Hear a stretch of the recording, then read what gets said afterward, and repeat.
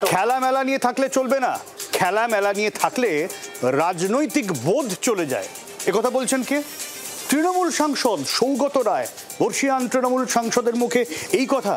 খেলা মেলার উদ্যোগ তো স্বয়ং তৃণমূল সুপ্রিমোর। আত্মসমালোচনার সুর সৌগত রায়ের গলাতে। রাজ্যে বিধানসভা ভোট যত এগিয়ে আসছে, শাসক নেতাদের মুখ থেকে নানা বাণী বেরিয়ে আসছে। কেউ বিরোধীদের ধমকাচ্ছেন, চমকাচ্ছেন, কেউ নিজের দলের কর্মীদেরই শাসানি কিংবা সতর্কবার্তা দিচ্ছেন।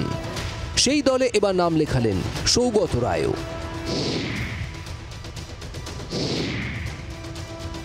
তৃণমূলের আমলে রাজ্যে খেলা মেলা উৎসবের হিড়িক নিয়ে এতদিন কটাক্ষ করেছে বিরোধীরা।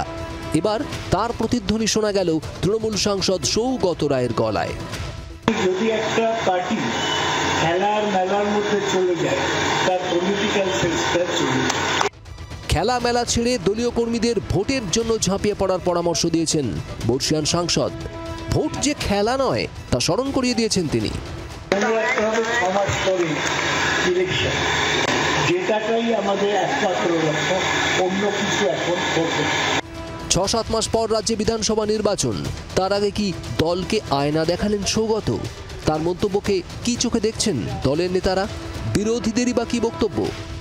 সমাজে যে ভালো কাজ করে সেই ভালো রাজনৈতিক সংগঠক হতে পারে।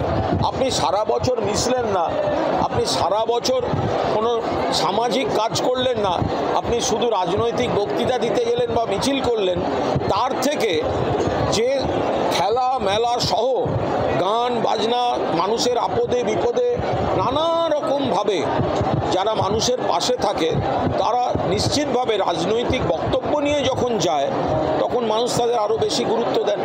বুঝে গেছেন রিটায়ার করার পথে যা যা গালাগালি করেছেন গত 4-5 বছরে, এবারে আস্তে আস্তে পুণ্য অর্জন করতে গেলে এগুলো বলতে শুরু করবেন। তবে কতক্ষণ থাকবে জানি না, কীর্তি আজাদের মতো ইনিও 2 দিন ধরে বেসুরে গাইছেন, ধমক এলেও বলে।